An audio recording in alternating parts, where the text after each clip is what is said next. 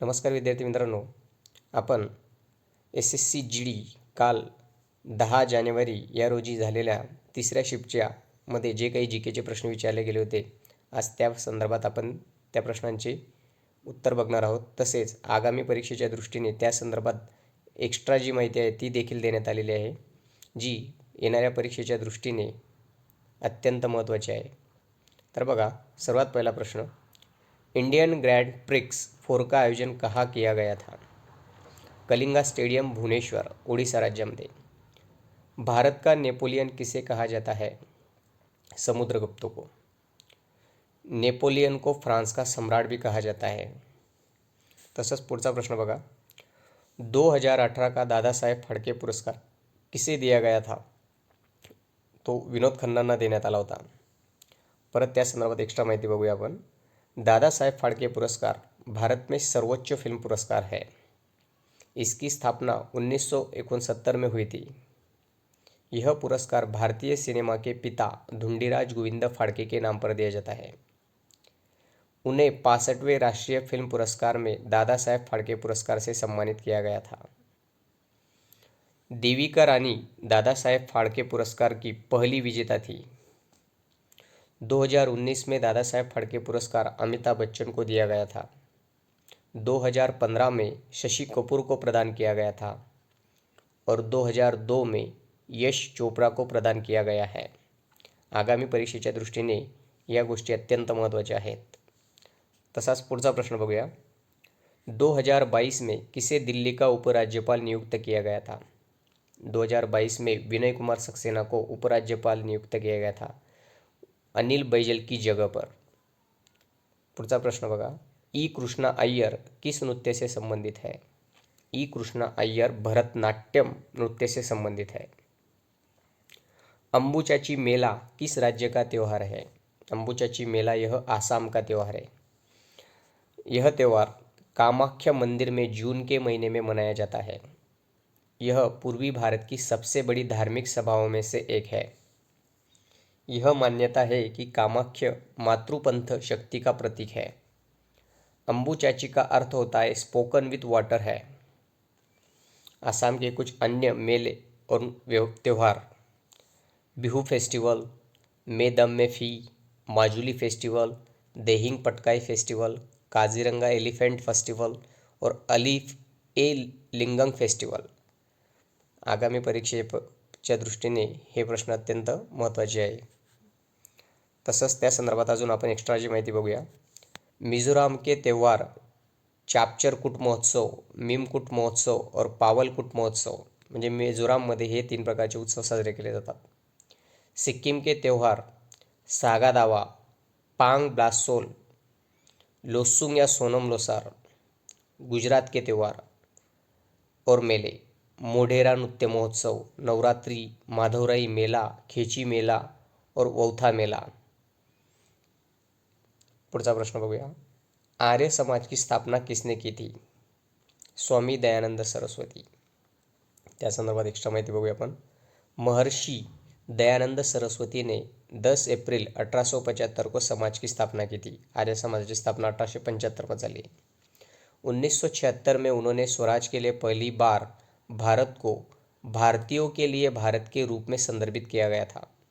यह पुकार जिसे लोकमान्य तिलक ने बाद में अपनाया था. रामकृष्ण मठ और रामकृष्ण मिशन दोनों की स्थापना स्वामी विवेकानंद ने की है. या परीक्षेत जर आर्य समाजावर प्रश्न विचारला गेला होता तर पुढे भविष्यात प्रश्न कदाचित रामकृष्ण मठ, रामकृष्ण मिशन या संदर्भात विचारला जाऊ शकतो किंवा आर्य समाजाची स्थापना कधी झाली होती या संदर्भात देखील प्रश्न विचारला जाऊ शकतो.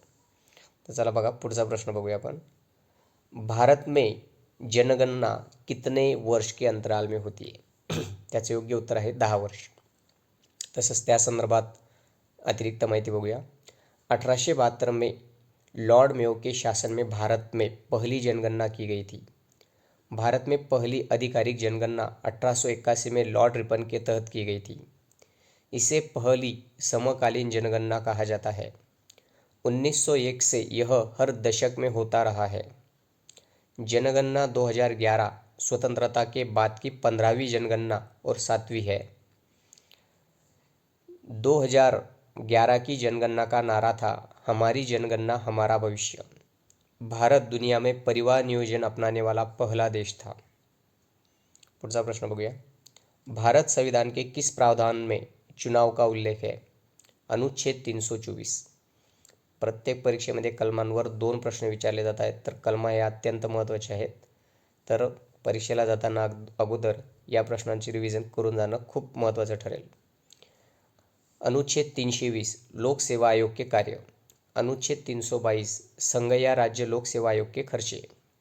अनुच्छेद 324 चुनाव का अधीक्षण, निर्देशन और नियंत्रण चुनाव आयोग में निहित होना.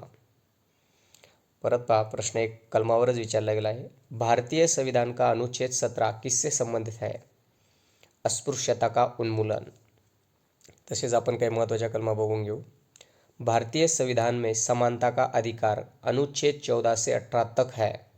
त्यामध्ये सर्वात महत्त्वाच्या कलमा खाली आहेत. अनुच्छेद 14 नुसार कानून के सक्षम समानता. अनुच्छेद 15 धर्म, मूलवंश, जाति, लिंग या जन्मस्थान के आधार पर भेदभाव का निषेध किया जाता है. म्हणजे कलम 15 नुसार कोणतेही जाती धर्मानुसार भेदभाव केला जाणार नाही. अनुच्छेद 16 नागरिक रोजगार के मामलों में अवसर की समानता. म्हणजे कलम 16 नुसार प्रत्येकाला नोकरीमध्ये समान संधी असेल. अनुच्छेद 17 अस्पृश्यता का उन्मूलन. आताच परीक्षेला विचारण्यात आलेला आहे, म्हणजे याच्यावरून कोणतेही अस्पृश्यता मानली जाणार नाही. कलम 18 म्हणजे अनुच्छेद 18 उपाधियों का उन्मूलन. म्हणजे कोणालाहीच पदव्या दिल्या जाणार नाही. जसं भूतकाळामध्ये पहिले सर होत्या त्या पदव्यांना बंदी आणण्यात आली.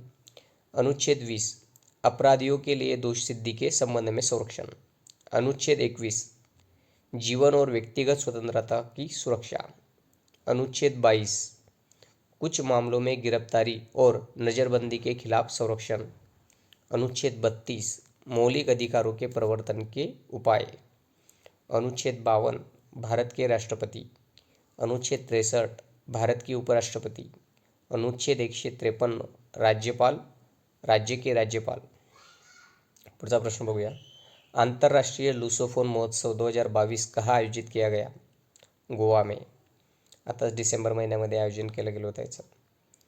भारत में रेडियो का पहला प्रसारण कहाँ से हुआ था? भारत में पहला रेडियो प्रसारण जून 1923 में बॉम्बे के रेडियो क्लब ने देश में पहली बार प्रसारण किया था.